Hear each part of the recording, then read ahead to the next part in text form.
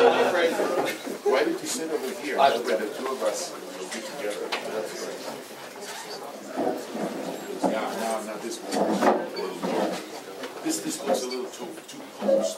I know it's very nice. That's right. We'll turn over the sessions to you. Thank you. Oh, yes. All right.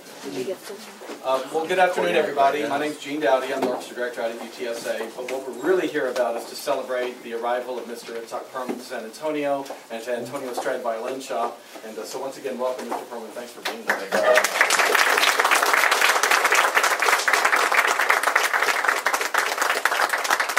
I could introduce this Q&A session by just recounting the incredible career of Mr. Perlman, but that would use up the entire time, and then we would have no time. It would bore me. So we don't want to bore the guest, and so I will ask you to obviously read the bio in the program, but I do want to say how honored we are to have him in town, and how grateful we are to Antonio Strad Violin, Julian and Mary, and Renee, and Tim, and just their entire staff inviting us into this beautiful space. So thanks so much, Antonio Strad.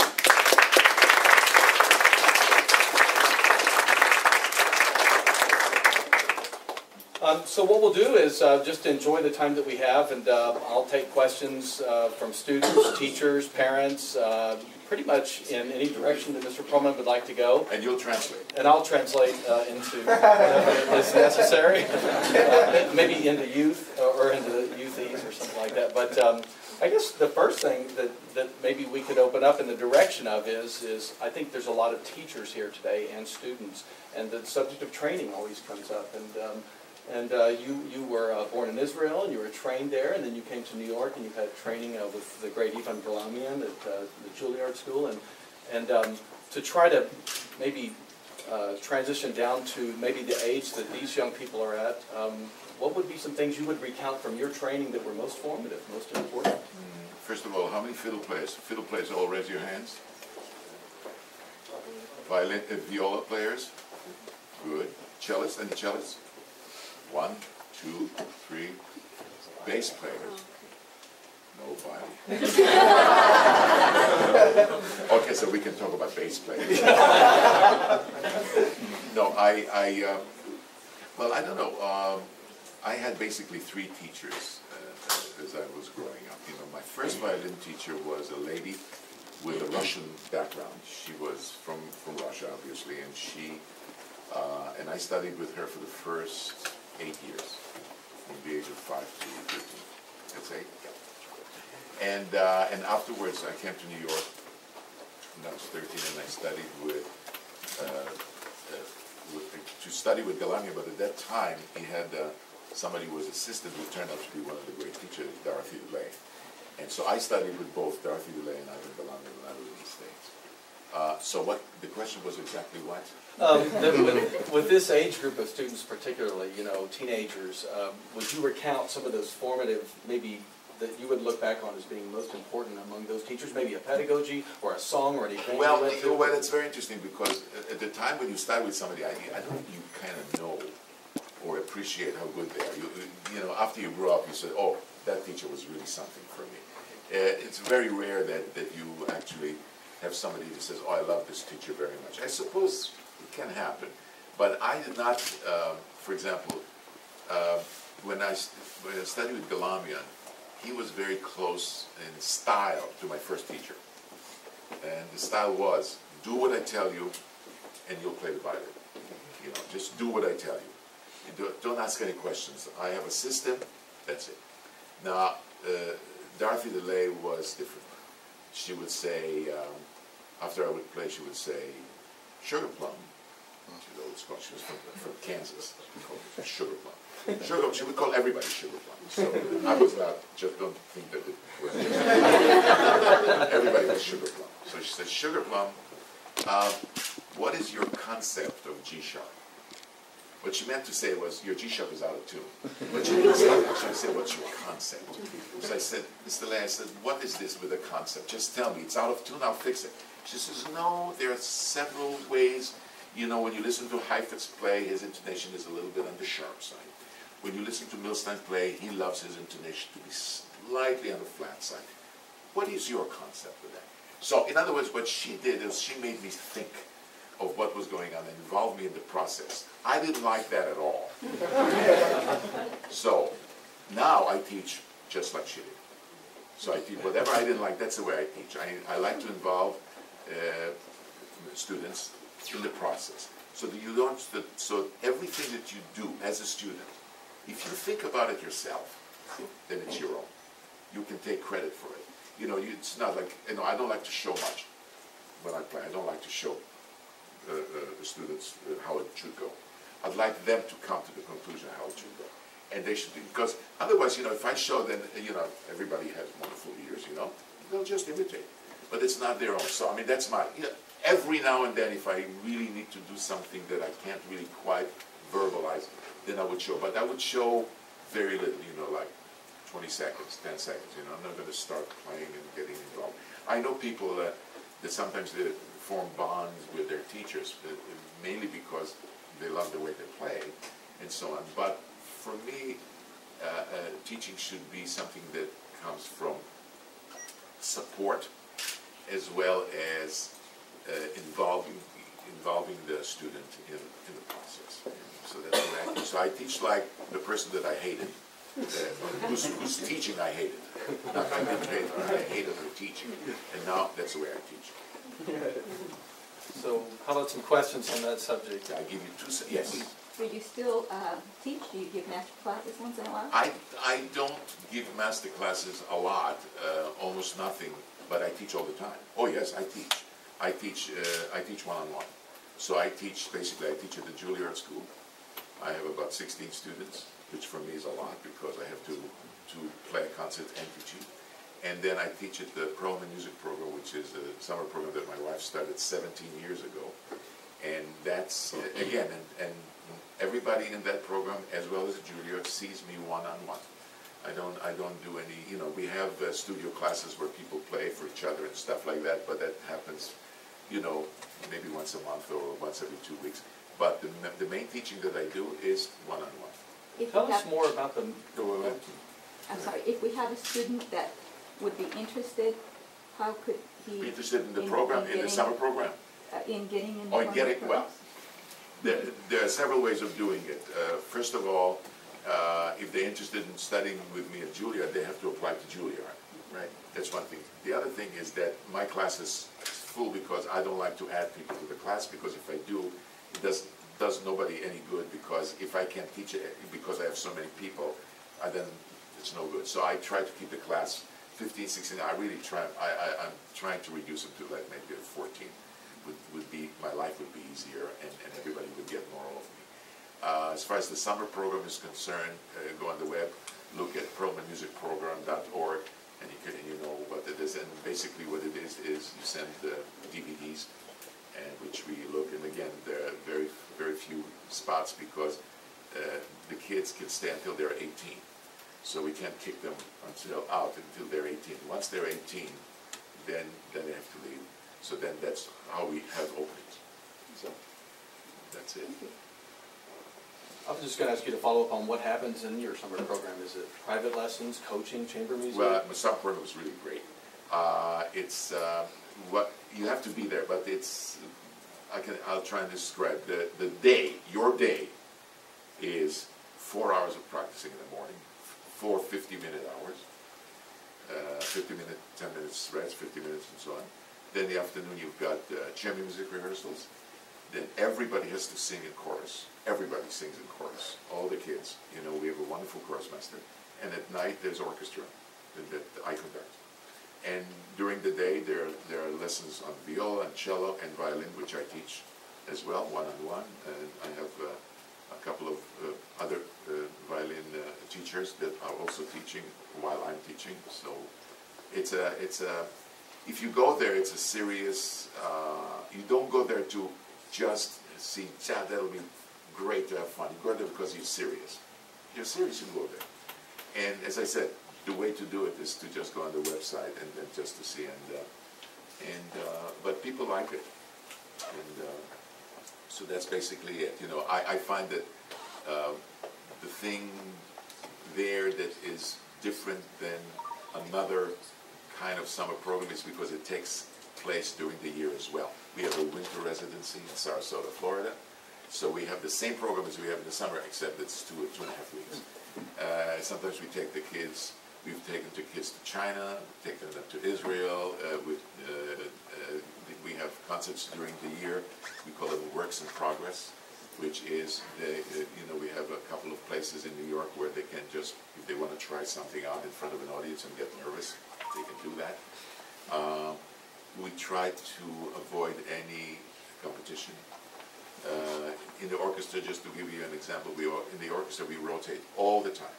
There's nobody that has a seat in this orchestra. Everybody, you can have somebody sitting, a concertmaster, and one piece, and second violin at the end, and another piece. Everybody rotates. That means, and people ask me why. I say, well, they rotate so that they can get the chance to look at me from different angles. it's all very kind of egotistical. So you can look at me from here, now you can look at me from here. Anyway, but seriously, that's and it's really, so everybody rotates. Cellists rotate, violists rotate, violinists. Sometimes the big challenge there is not only to know how to play the music, but to remember where you're sitting for a particular piece. Because, what we do is we play a piece if it has 4 movements. Each movement has a different rotation. Cellos on the outside or cellos on the inside? That's right.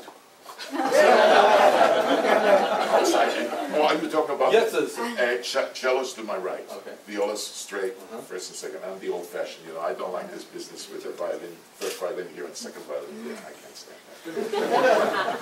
I just had to ask that as a okay. Going on with your concept with the individual student and asking them about how they perceive the music and the individual notes, how do you apply that when you're teaching an orchestra, getting them beyond the imagery or the story of the piece to make it their own interpretation? Well, with the orchestra, obviously you cannot say, well, what do you guys think about this and so on. But with the orchestra, what you can say is you can basically hope to say things to them that would make them sound differently. And sometimes I actually ask them what did they think, what did they think they sounded like. But it's a little more difficult. It's not quite as simple to apply what you do a one-on-one to do for a group. So what I do with the orchestra is I basically, to simplify what I do is I like to hear in my head, I'd like to tell them what to do so that the sound that I want comes through. And I believe that sound is really, in an orchestra, especially in a string orchestra, which basically deals with string sound, makes a big difference. It's an important thing. So sound is very important. And another thing that's very important in orchestral playing, I find, is the range of dynamics. Because sometimes dynamics are kind of like, we see a forte and we basically, it can just be all forte and all forte and all forte. And there are no such thing as a piano. Piano is really very, very difficult to do. And once you do stuff like that, once you have contrast with pianos and fortes, everything sounds better.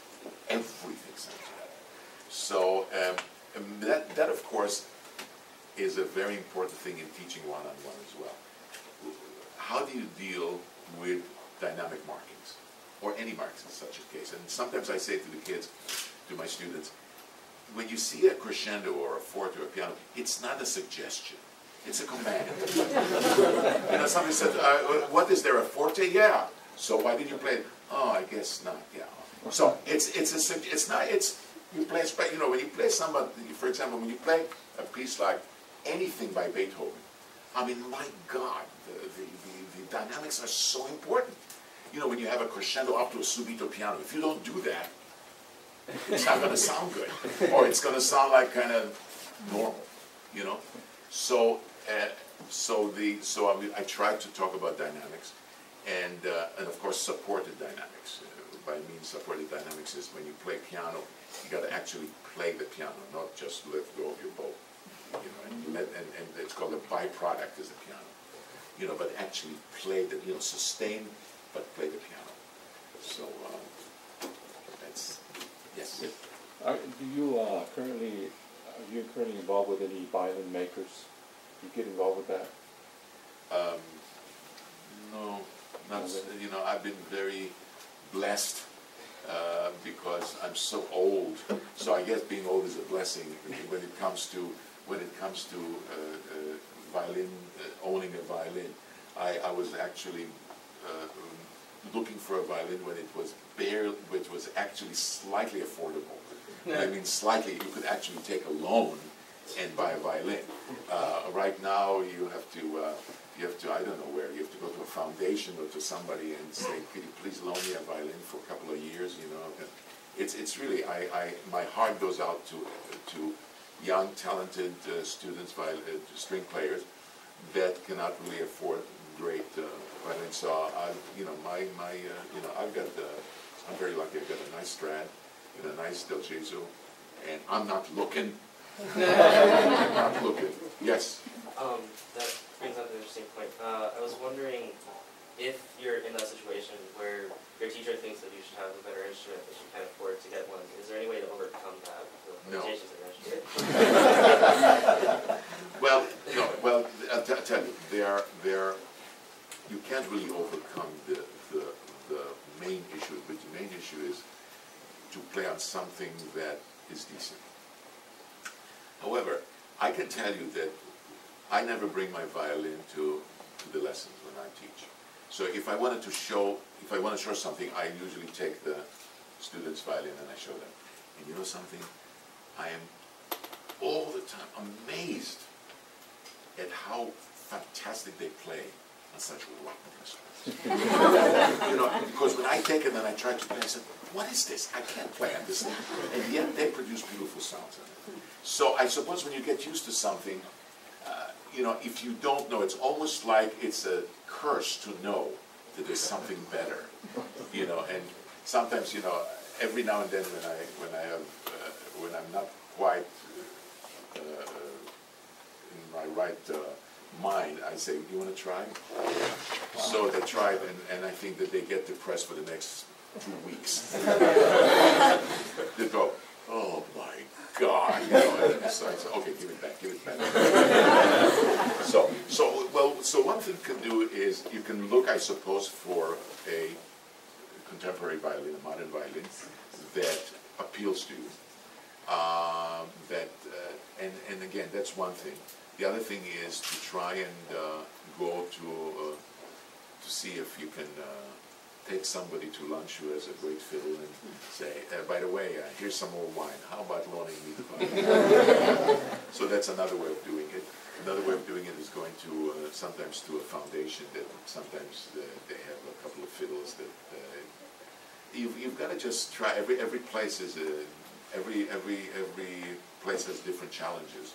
I know a few of my students that do that. Sometimes there's like governments that have instruments, you know, that sometimes you do a kind of a semi-competition where they loan it. But one of the bad things about this is that they loan it to you for how long? You know, 2 years, 3 years, 4 years, and then at the end you've got to give it back. And when you give it back, what happens? So it's a problem that I really can't answer your question. It's something that you have to just try and do and do it one day at a time or 1 year at a time and so on. Yeah. What do you look for in a violin to distinguish like a really good one from a rock? What do we look on in the violin? Okay, well, first of all, something that will enable you to do what you want to do on the fiddle. And the only way to do that is not to try the violin for an hour and so on, but to actually get the violin, let's say, for a couple of weeks, and forget about that it's a new violin and just play. And then while you play, then you can figure out, oh, wait a second, I didn't used to be able to do this pianissimo, but on this one I can. Or wait a second, that color, I can't do this color. The other violin, I could do this color. So, you know, you get to know more or less what the violin can. To try the violin, there is a certain amount of intensity when we try the violin, which is not real. You know, so try and make a big sound and so on, but that's not really the way you play. The way you play is the way you play. So so to try the violin has to be like, what are you doing when you're normally practicing and how that affects what you are doing. That's one thing. The other thing is obviously if you go against another fiddle and so on, to try it in a hall, in a large space, and to have a few friends who know sound, you know, do a blind tasting you know, like try the violin and say which one do you feel has more complexity, etc., etc. The other thing is obviously the size. Everybody has different size hands. Make sure that the instrument fits your hand. Sometimes, you know, it may sound good, but it's too big, and then you find yourself straining too much, and so on. Sometimes it's too small. That's my problem. I could have had one of the greatest Del Jesus ever that was offered to me for a laughing price. And it's, you know, it's one of the greatest, you know, in the history of Del Jesus, one of the top 5. I couldn't buy it because it was too small. Del Jesus are always notoriously too small. Well, and you have a big palm. That's right. So everything, I always had to kind of go like that. So I didn't get it. You know, this brings up the idea of alternative music, and I know you're very well known for playing not only in classical traditions, but modern. I saw your klezmer, listen to that, it's just fantastic. Tell us a little bit about, that's a big push in American music education today, you know, learning other styles of music, not just being tied to, you know, maybe a classical score or something. Can you talk a little bit about your love of other music? Well, the thing is this, look, or is there other music? I know I'm a classical musician, so that's one thing. Whatever I've done, it was for fun. It was for fun. I could have done a lot more things, but I did not feel that they work.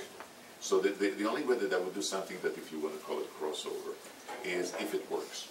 You know, I've been offered, I don't even tell you what I've been offered. Why don't you do this with, what's his name, with blah, blah, and I would say, so the things that I've done, and you know, I've done a couple of jazz things. You know, they said, "Oh, you're jazz violinist." No, I'm not a jazz violinist. I play jazz. I'm not a jazz violinist. You know, jazz violinists, you know, they've got. I just do that for fun. I didn't do a lot of it. I did it for fun. Klezmer, which is, for those of you who don't know, it's basically the only way to transcribe it is Jewish soul music. That's about things. So klezmer, I feel. So that I don't have a problem. You know, I was born in Israel. You know, I heard it all over. So when somebody said, "Why don't you do it?" I had absolutely no doubts that I could do that. As a matter of fact, right now, I'm about to do a bunch of concerts with a cantor, and it's called the Soul of Jewish Music. And what we do is we do klezmer, we do cantorial music, which is music that cantors sing in the synagogues and temples. You know, it's a special kind of music, and we do a lot of this and some other popular Jewish stuff. So I'm doing this for fun and just because I really feel it. So that's what I'm doing. But I also come to a place like this and play a concert, even. So yes. When you're playing klezmer music, other styles of music, do you use a different technique, like an entirely different way of playing? The klezmer music is you've got to know some of the, if you want to call it licks, like you do it in jazz. You know, there's certain things that they do with, which is also associated a little bit with gypsy violin playing as well. And one of the things that really is helpful, if you're interested in doing any kind of different kind of music that you're used to, is to listen to a lot of recordings. Just get it in your ears, you know, and see what kind of stuff they do. You know, I mean, like, for example, in jazz, when you listen to somebody like Grappelli, you know, there's certain kind of slides and shifts that he does that are jazz-like shifts, and of course, you know, you can associate that with the kind of style that he had. But you cannot just sort of, well, if you go like this, you've got to kind of feel it. So listening is really very, very, very important and very useful to do that. And there's somebody. I once played something with a jazz player. I don't know if anybody here has ever heard of a jazz player named Jean-Luc Ponty. Yeah. Now, Jean-Luc Ponty was trained classically I think in Paris. And he was telling me that when he started playing jazz, he actually had to, in some ways, untrain himself. Classical, you know, the stuff that he would do in a classical way.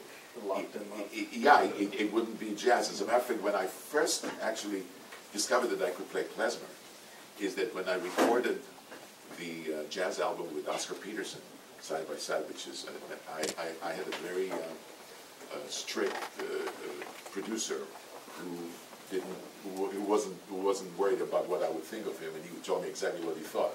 And so we did something, some sort of standard, and he said, "It sounds like klezmer." I said, "Gee, I can play klezmer then." He said, "It doesn't sound like jazz, it sounds like klezmer." So then I knew that my natural instinct was there. So anyway. With the wonderful performing career you've had, I know you've probably done hours and hours upon growing up. You would do hours and hours and hours of practicing a day. Have you ever had exactly? Have you ever had any difficulty with repetitive stress injuries, and how do you avoid those or overcome them? Good question. Well, first of all, my practicing was basically 3 hours a day. That was my practicing, and during the summer, it was more like 5 hours, but only because other people did it.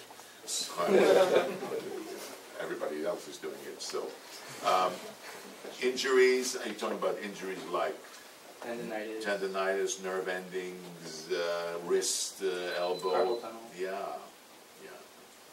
No. The answer is I didn't have a lot of trouble with it, but I know what you're talking about, because in our program, in the summer program, we have a lot of kids that have serious problems. One thing to do is never to practice through pain. Forget about it. Don't do that. I don't care what anybody says to you. Don't practice through pain. Pain is something that the body tells you. It's like you hear that di-di-di-di. It's a warning. Don't practice with pain. That's one thing. The other thing is that make sure that your setup is in a particular way that there is no sprain or strain that undo because of the way you're playing. Sometimes, when we get all tense, it creeps up on you, and you don't even know you're tense. That's the thing. Sometimes if you see somebody raise your shoulder, it's like you play, and then the shoulder all of a sudden comes coming up, and then you look, oh my God, it's up there. Where is it? It's down here. So we don't feel that. So it's really up to you and up to your teacher to really watch, what is happening and why something happens. The tendinitis, that's something that you need to really take care of. Don't play before you're really well, because it can become chronic. That's the problem. It can become, and then sometimes, when we have kids playing and the parents are pushing and this, and they feel guilty and so on and that and all of that, they play through the pain. Not good. Are there any programs or pedagogies that you're aware of? We've heard of the Alexander technique, or any of these that help. Yeah, everybody. I'm the wrong person to. I'm the wrong person to ask that, because I'm always going to back. So I'm kind of loose and so on. But there is Alexander. There is Feldenkrais. You know that I actually went to him. Oh, really? Yeah. To the guy. I went when I was like 8 years old. And he started to talk to me, and I didn't know what he was talking about. Does anybody here know about Feldenkrais? Feldenkrais is supposed I don't even know. It's supposed to you're supposed to think a lot while you're doing something. The one thing that Feldenkrais said to me and to my parents, I loved. He said, you can actually practice without practicing. So I would sit there and not practice. And my mother said, why aren't you practicing? I said, I'm doing the Feldenkrais.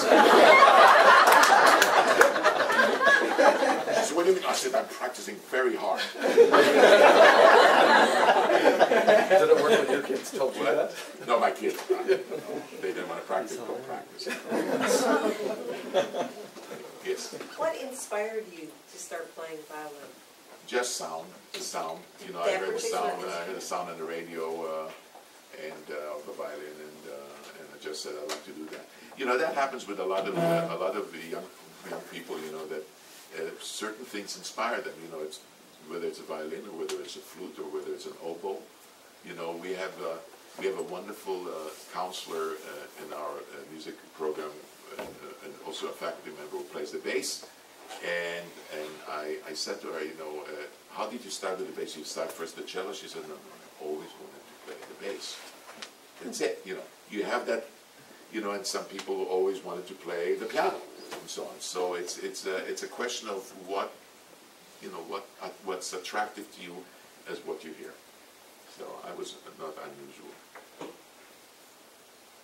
On that note, Which note? The Which note? Tell me which note. G sharp, wait. G sharp.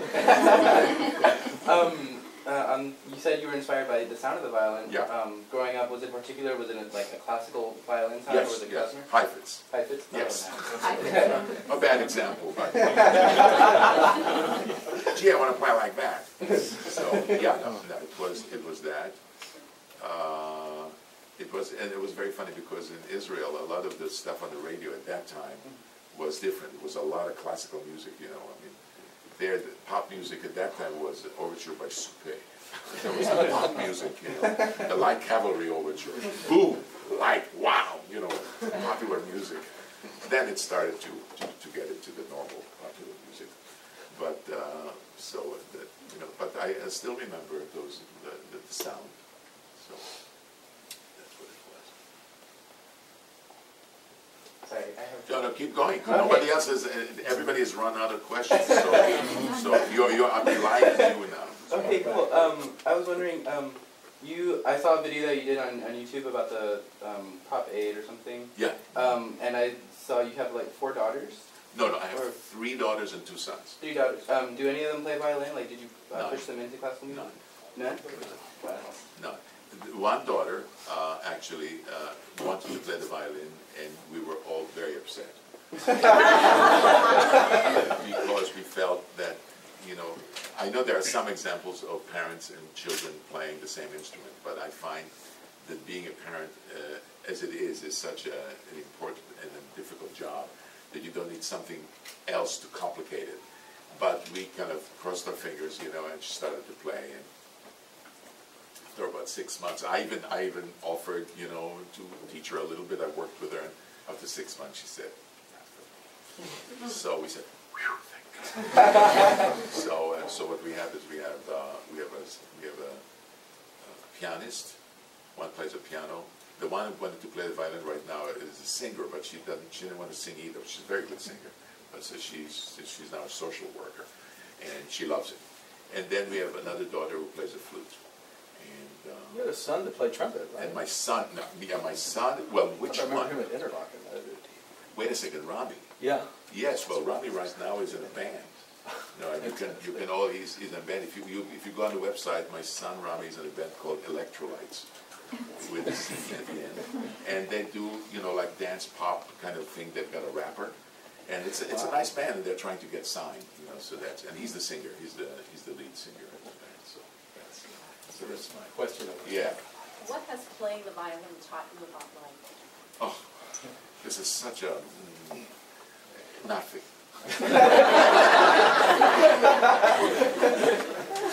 You're trying to say, what did playing the violin taught me about life? I don't know. Did you have to practice? No, I think life, playing the violin is for me is part of life, part of my life. But I think that what you do with your life, I don't think has anything to do with how you play the violin or what you do. You know, just life is something very, very important, and the job of teaching about life is by example, and your parents have something to do with it. And you know, our program, we try to teach kids about camaraderie and what it means to try and I suppose to try and do your best. I think is the most important thing. Is not so much what the other person is doing, but what you're doing and what, you know, and how happy you are in what you're doing. You know, right now, when the challenge when students get to be around the age of 18 or 19 years old, and they're very, very talented musicians, the challenge now is what do they do with their life?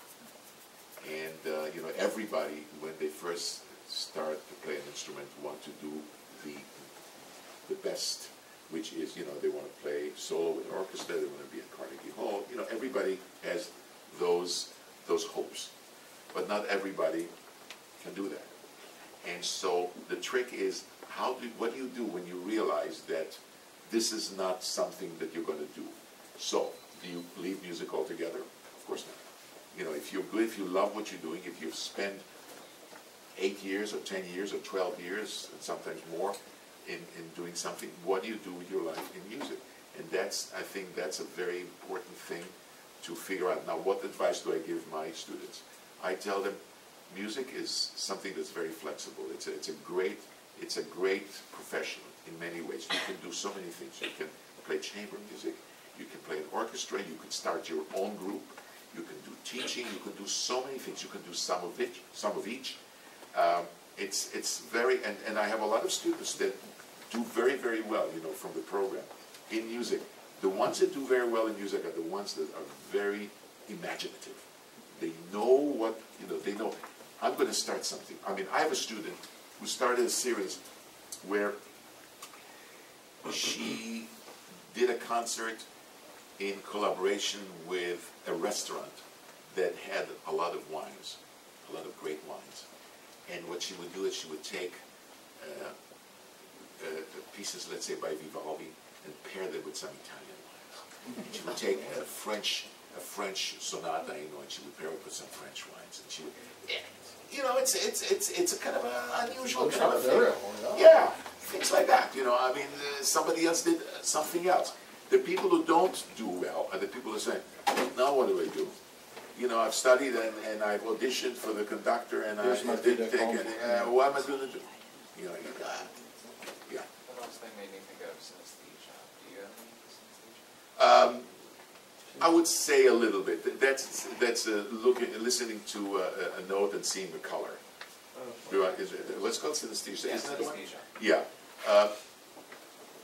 It's very funny because we had a studio class with the kids, and I had to usually have a huge jar of jelly beans in the class. And so what I would do is I would take a jelly bean and I would show it to a kid, just to one of the violinists, and I would say, here, I want you to play a note, and I want people to guess what color that note is. And then I would hold the jelly bean like this, and this person would play the note, and everybody said blue, red, and then I would say, and then the person says blue. So everybody has, I suppose, if you have an imagination, I think of some notes as having colors, but I don't know if I've got something that is really very profoundly anesthetic. I'm making up the word. What do you think your role is in music as the great violinist that you are? To promote new artists, or to bring back forgotten composers, or to keep favorites as favorites? Well, I don't know what my role, I don't know what my role is, but what I've been doing is teaching. And I suppose, you know, teaching is I'm just hoping, I think that the most important element in anything that you want to do, you know, whether it's science or music, art, literature, whatever, are the teachers. The teachers are the most important for me. The only second to parents in society are the teachers. And unfortunately, the teachers are not, you know, given any respect, not the respect that they deserve. So my role, I think, with the whole business about teaching students how to play the violin well and to be good musicians, is to also take the way I teach as an example, so that when they teach, they could use that as an example. So you know, for example, we have right now one of my assistants at the Juilliard School is an alum of our program. He's a wonderful teacher. He's actually every 2 years I have somebody from my class become an assistant teacher. And at first they're absolutely petrified. I mean, you know, one of the great things, I don't know if has anybody here who is not a teacher tried to teach? Any of the kids? Yeah. Have you tried? Do you find it difficult? The first couple lessons, it was very like. What do you say? I had no idea. What do you say exactly? What do I say? And it's almost like wishing the person would play badly. I hope that person plays badly so I know what to say. I don't want him to play well. What do I say? Well. So something like that is very, very important. So I'm just hoping that our program will produce, you know, a crop of really, really great teachers. Because right now, it's very difficult. It's very difficult to find really, really wonderful, wonderful teachers. Do you think everyone has the ability to play music or any instrument? Does anybody have any ability to play? Listen, you gotta have some talent. Sometimes you hear somebody play, and they may play very well, and I still say, this person is just not talented. Maybe they can play the notes very well, and then sometimes you hear somebody who's like 10 years old, and you already hear, boom, it's like that. So that's talent. That has nothing to do with, this person didn't practice as much, and it's something that you've got. The same thing about sound. You can have 3 or 4 violinists play on the same instrument, even. And with one you hear, it's okay, and one you hear, and maybe they can play, maybe they play a little bit out of tune, but the sound is something because they hear it. So a lot of stuff, to answer to your question, some of it has to do with some sort of talent or some sort of gift for something. But, that always remains to be seen. I don't know if you can make a flat statement that anybody can do it. There's some people who really are really horrible. Tone deaf. Some people are tone deaf. I have a friend who cannot sing a tune. So what? Does that make him less good? No, they just can't sing a tune. A lot of it has to do with what's in our brains. As far as I'm concerned, the talent is, a lot of it is something in the brain. Stuff like, how can somebody play so fast? You've seen, you go on YouTube. You've seen some pianists, plays like 55,000 miles an hour. How do that? Well, it's something here. I have one of my colleagues, wonderful, wonderful pianist with whom I recorded, Vladimir Ashkenazi, fantastic, great, great pianist. He was talking about certain things in the repertoire that were easy for him, and certain things in the repertoire that were difficult for him. And I would say, that's difficult for you. He'd say, yeah, for some reason I can't, my hands don't like this. But this is incredible. He says, that's really nothing. So it's the same thing with violin playing, Certain things, for me, that I do, it was a very, very easy, but then somebody would play something and I said, no, forget it, that's not for me, I can't do that. My hands are not, So there's something in basic brain. wiring, exactly. Yeah, it's a wiring, that's the word. Yeah. What's your favorite violin concerto? My favorite violin concerto is the one I'm playing at the moment. No, I don't know. I don't. You're closer. I won't answer the other question. What's your least favorite violin concerto? I won't even answer that. But I could answer that easier. It's because, I can actually tell you my least favorite was, and still is probably, the Lalo Symphony Español. And I'll tell you why. When I was in Israel studying with my Russian teacher, I had a bow grip, a Russian bow grip. So when I came to the United States, the Delay and Galamian bow grip was a Franco-Belgian bow grip. And Galamian kept me on the Lalo Symphony Español for a year and a half, just to fix my bow. So I really officially hate it. So I sort of so I didn't play it for a while, and then I recorded it. I said, okay, I'll record it, I'm going to learn to love it. And then after the recording, I said, well, now I don't have to love it, goodbye. Finished. Yes, I had, when I started playing, when one of the first advanced pieces that I started playing was the Lalo as well, and I hate that piece. with the Lalo, and I had a choice between my teacher had a choice between Itzhak Perlman listening to your recording of it, or I believe Sarah Chang's recording of it, and the first recording I listened to was yours, and I just fell in love with that recording. Well, of course. I fell in love with that recording, and that piece, and I played that piece at a concert in Kerrville, and I've always listened to your pieces, your music, your recordings. And actually, I have a question on Schindler's List. How did you get started? How did you accept that role? Because I know you were talking about other music alternative music that a lot of times that you wouldn't accept, that you wouldn't want to play. Yeah. Yeah, well, Schindler's List was, well, the thing is that I got a telephone call from John Williams, and I respect John Williams as a composer. I think he's fantastic, and I knew that he really knew how to do certain things that would fit a particular film. I mean, he's like a, you know, we can call him a chameleon composer, you know, I mean, he writes for Geisha, and then he writes for Schindler's List, and he writes for anything that fits, you know.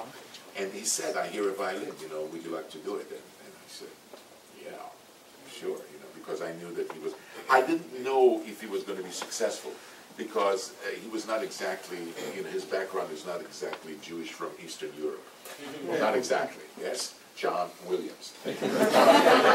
So, but he's so talented, and then you see what he did also, what we talked about, how you do certain style. He listened to a lot of stuff that was going on, and then it just became part of his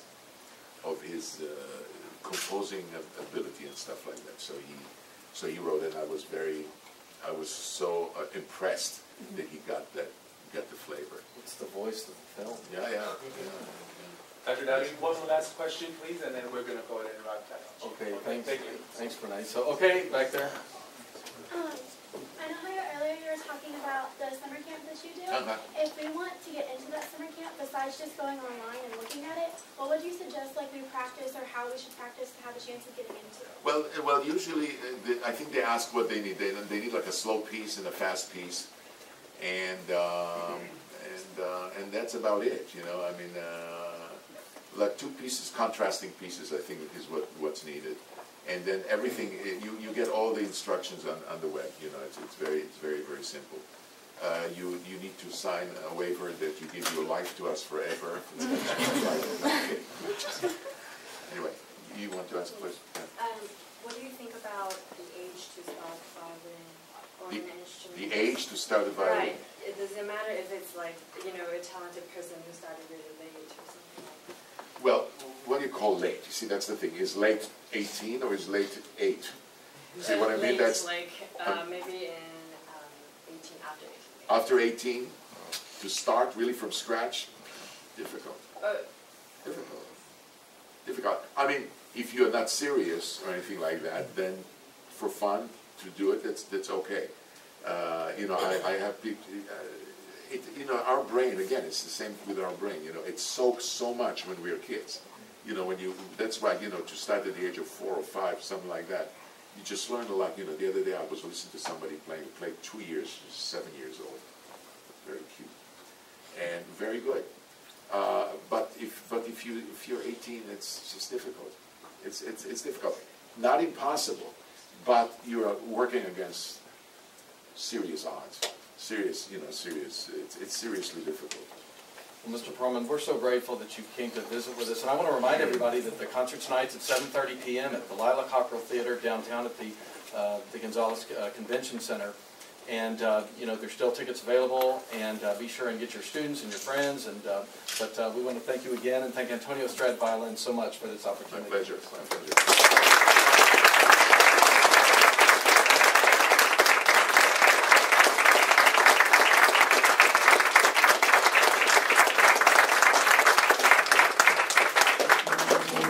Go and practice.